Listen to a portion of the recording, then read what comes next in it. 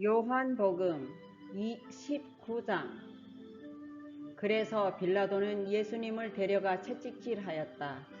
그리고 군인들은 가시관을 엮어서 예수님의 머리에 씌우고 자색옷을 입힌 다음 예수님께 바싹 다가가서 유대인의 왕 만세!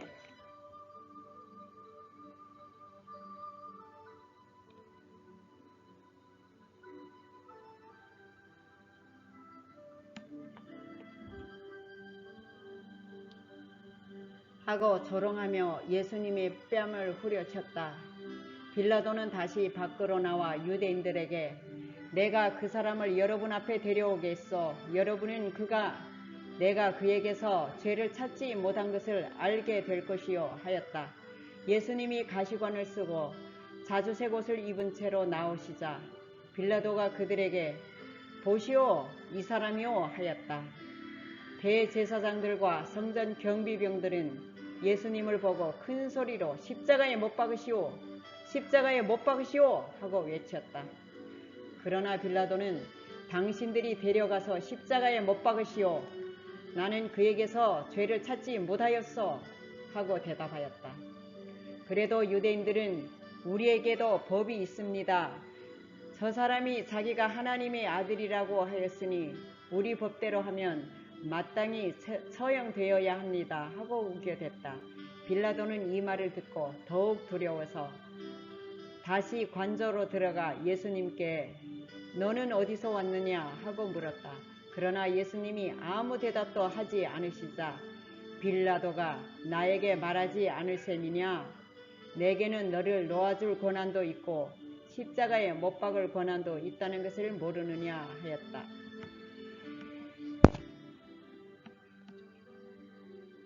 그때 예수님이 이렇게 대답하였다. 하나님이 주시지 않았다면 나를 해할 권한이 너에게 없을 것이다. 그러므로 나를 너에게 넘겨준 자의 죄는 더 크다.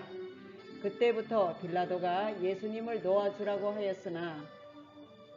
애썼으나 유대인들이 계속 소리질렀다.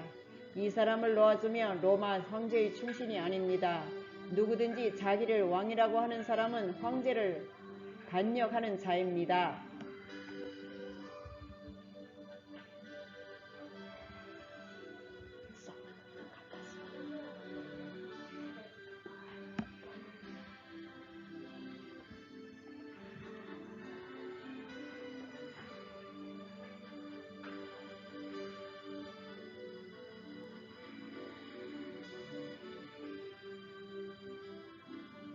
빌라도는 이 말을 듣고 예수님을 밖으로 끌고 나와서 넓적한 돌이 깔린 곳에 마련된 재판석에 앉았는데 넓적한 돌이 깔린 그곳은 히브리 말로 가바다라고 하였다. 그날은 유월절 전날이었으며 때는 정오쯤 되었다. 빌라도가 유대인들에게 여러분의 왕이 여기 있어 하자 그들은 큰 소리로 죽여버리시오 십자가에 못 박으시오 하며 외쳤다. 빌라도가 그들에게 당신들의 왕을 십자가에 못 박으란 말이오 하자 대제사장들이 로마 황제 외에는 우리에게 왕이 없습니다 하고 대답하였다. 그래서 빌라도는 예수님을 십자가에 못 박으라고 그들에게 넘겨주었다. 그들의 손에 넘어간 예수님은 자기 십자가를 지시고 헤골토라는 곳으로 나가셨다. 히브리 말로 헤골토는 골고다이다.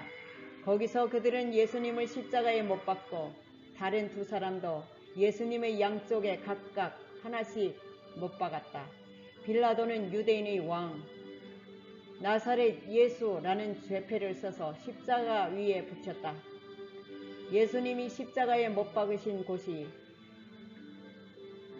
예루살렘 성에서 가까웠기 때문에 많은 유대인들이 와서 죄패를 읽었는데 그 죄패는 히브리어와 라틴어와 헬라어로 기록되어 있었다. 대제사장들이 빌라도에게 유대인의 왕이라 쓰지 말고 자칭 유대인의 왕이라 쓰라고 하였으나 빌라도는 쓸 것을 다 썼다고 대답하였다. 예수님을 십자가에 못 박은 군인들은 그의 옷을 가져다 4조각으로 나누어 각각 하나씩 가졌다. 그러나 속옷은 이어 붙이지 않고 위에서부터 통으로 짠 것이어서 군인들은 이것을 찢지 말고 제비를 뽑아 갖기로 하자 하고 말하였다. 이것은 그들이 내 겉옷을 서로 나누고 속옷은 제비를 뽑습니다 라는 성경 말씀이 이루어지기 위해서였다. 그래서 군인들이 이런 짓을 했던 것이다. 예수님의 십자가 곁에는 예수님의 어머니와 이모, 글로바의 아내 마리아 그리고 막달라 마리아가 서 있었다. 예수님은 자기 어머니와 사랑하는 제자 곁에 선 것을 보시고 어머니에게 그가 어머니의 아들입니다 하시고 또 그 제자에게 보라 네 어머니시다 하고 말씀하셨다. 이때부터 그 제자가 예수님의 어머니를 자기 집에 모셨다. 예수님은 이제 모든 일이 다 완성된 것을 아시고 성경 말씀이 이루어지게 하려고 내가 목마르다 하고 말씀하셨다. 마침 거기에 신포도주가 가득 담긴 그릇이 있었다. 사람들은 그 포도주의 해면을 적시어 그것을 우슬초 가지에 매달아 예수님의 입에 갖다 대었다. 예수님은 신포도주를 받으신 다음 다 이루었다 하시고 머리를 숙이시며 숨을 거두셨다. 그날은 안식일을 준비하는 날이었고 다음 날은 특별히 중요하게 여기는 안식일이었다. 그래서 유대인들은 안식일의 시체를 십자가에 그대로 두고 싶지 않아서 빌라도에게 그들의 다리를 꺾고 시체를 치워달라고 하였다. 그러므로 군인들이 와서 먼저 예수님과 함께 십자가에 못 박힌 두 사람의 다리를 꺾었다. 그러나 예수님께 와서는 이미 죽은 것을 보고 다리를 꺾지 않고 한 군인이 창으로 예수님의 옆구리를 찔렀다. 그러자 곧 피와 물이 쏟아져 나왔다. 이것을 직접 본 사람이 증거하였으니 그의 증거는 참된 것이다. 그는 자기가 진실을 말하고 있음을 알고 여러분이 믿도록 하려고 증거한다. 이 일이 일어나게 된 것은 그의 뼈가 하나도 꺾이지 않을 것이다 라는 성경 말씀이 이루어지기 위해서이다. 또 다른 성경에는 이런 말씀도 있다. 그들은 자기들이 찌른 자를 바라볼 것이다. 그 후에 아리마대 사람 요셉이 빌라도에게 예수님의 시체를 가져가게 해달라고 요구하였다. 예수님의 제자이면서도 유대인 지도자들이 두려워서 자기가 제자라는 것을 숨기고 있었다. 빌라도가 허락하자 그는 가서 예수님의 시체를 내렸다. 그리고 밤에 예수님을 찾아온 일이 있던 니고데모도 모략에 침량을 섞은 것을 33kg 정도 가지고 왔다. 그 두 사람은 예수님의 시체를 가져다가 유대인의 상례법대로 향료를 바르고 못이 천으로 쌌다. 예수님이 십자가에 못 박히신 곳에는 동산이 있고 동산 안에는 아직 사람을 매장한 일이 없는데 새 무덤 하나가 있었다. 그날은 유대인이 유월절을 준비하는 날인데다가 무덤도 가까이 있었으므로 그들은 예수님의 시체를 거기에 모셨다. 아멘.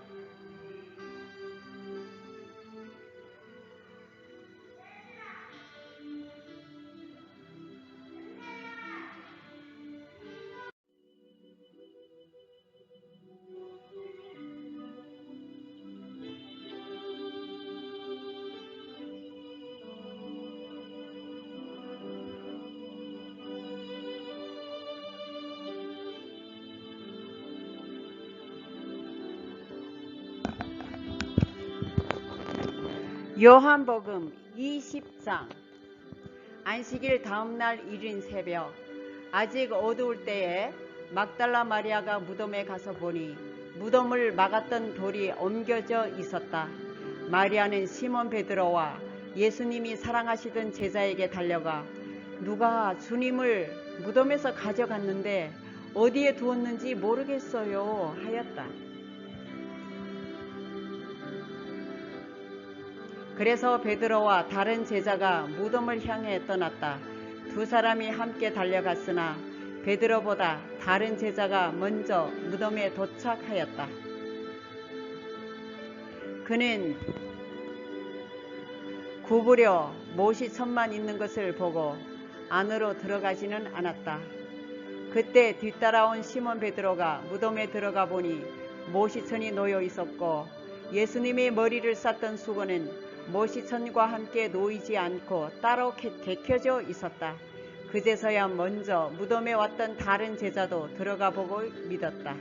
그들은 아직 예수님이 죽었다가 다시 살아나야 한다는 성경 말씀을 깨닫지 못한 채 집으로 돌아갔다. 그러나 마리아는 무덤 밖에서 서서 울고 있었다. 울다가 몸을 굽으려 무덤 속을 들여다보니 흰옷 입은 두 천사가 예수님의 시체를 두었던 곳에 하나는 머리맡에 하나는 발치에 앉아 있지 않겠는가.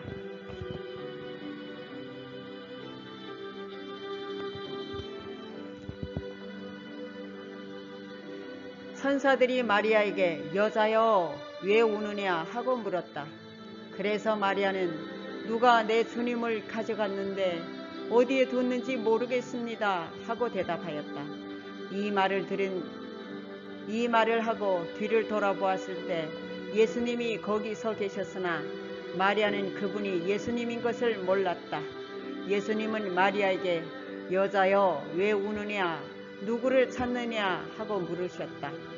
마리아는 그분이 동상관리인 줄 알고 여보세요. 당신이 그분을 가져갔으면 어디에 두었는지 말씀해 주세요. 내가 모셔가겠습니다 하였다. 그때 예수님이 마리아야 하시자 마리아는 돌아서며 선생님 하였다. 예수님은 마리아에게 이렇게 말씀하셨다. 나를 만지지 말아라. 내가 아직 아버지께 올라가지 않았다. 너는 내 형제들에게 가서 내 아버지도 되고 그들의 아버지도 되시며 내 하나님도 되고 그들의 하나님도 되시는 분에게로 내가 올라간다고 전하여라. 그래서 막달라 마리아는 제자들에게 가서 내가 주님을 보았어요 하며 예수님이 자기에게 하신 말씀도 일러 주었다. 그날 저녁 곧 안식일 다음 날인 일요일 저녁에 제자들은 유대인 지도자들이 무서워 문을 걸어 잠그고 모여 있었다. 그런데 갑자기 예수님이 나타나 가운데 서서 다들 잘 있었느냐 하셨다. 예수님이 이 말씀을 하시고 그들에게 양손과 옆구리를 보이시자 제자들은 주님을 보고 기뻐서 어쩔 줄은 몰랐다. 예수님은 자기 제자들에게 너희가 평안하기를 바란다. 아버지께서 나를 보내신 것처럼 나도 너희를 보낸다 하고 말씀하셨다. 그러고서 예수님은 제자들에게 숨을 내쉬며 말씀하셨다. 성령을 받아라.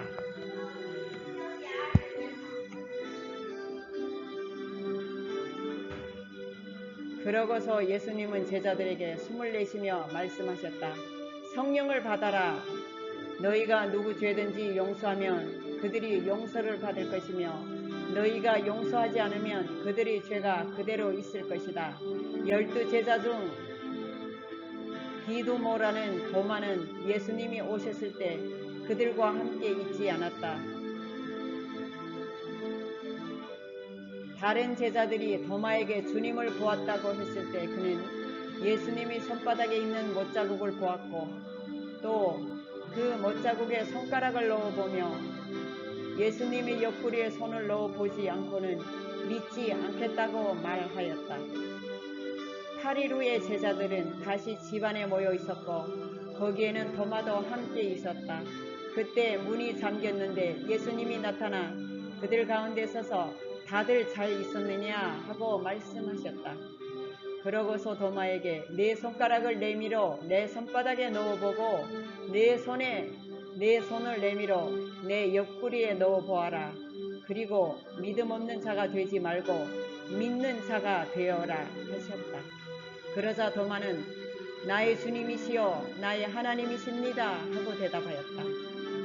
그때 예수님이 도마에게 너는 나를 보고서 믿느냐? 보지 않고 믿는 자는 정말 행복한 사람이다 하고 말씀하셨다. 예수님은 이 책에 기록되지 않은 다른 기적도 제자들 앞에서 많이 행하셨다. 그러나 이것을 기록한 목적은 예수님이 하나님의 아들 그리스도라는 것을 여러분이 믿게 하고 또 여러분이 믿고 그분의 이름으로 생명을 얻도록 하기 위해서이다. 아멘.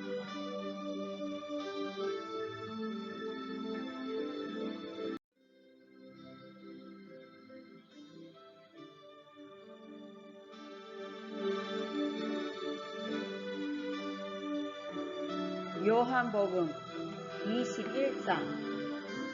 그 후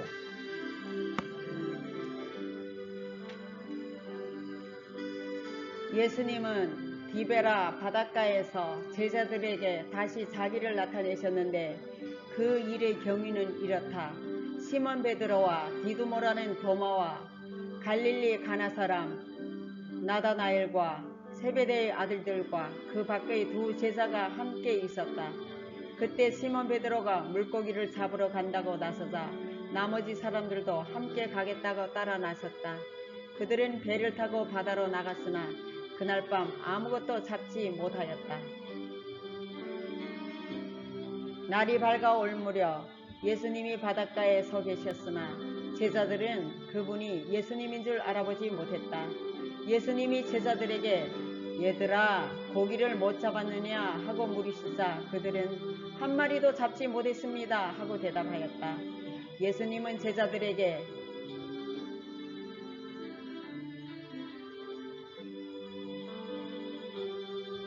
배 오른편에 그물을 던져라. 그러면 고기가 잡힐 것이다 하고 말씀하셨다. 그래서 제자들이 말씀대로 했더니 고기가 너무 많이 잡혀 그물을 끌어올릴 수가 없었다. 그때 예수님이 사랑하시던 제자가 베드로에게 주님이시다 하고 말하자 옷을 벗고 있던 베드로는 주님이라는 말을 듣고 겉옷을 두르고 물에 뛰어들었다. 그러나 다른 제자들은 고기가 든 그물을 끌면서 배를 저 육지로 나왔다. 그들이 나갔던 곳은 육지에서 100m도 안 되는 곳이었다.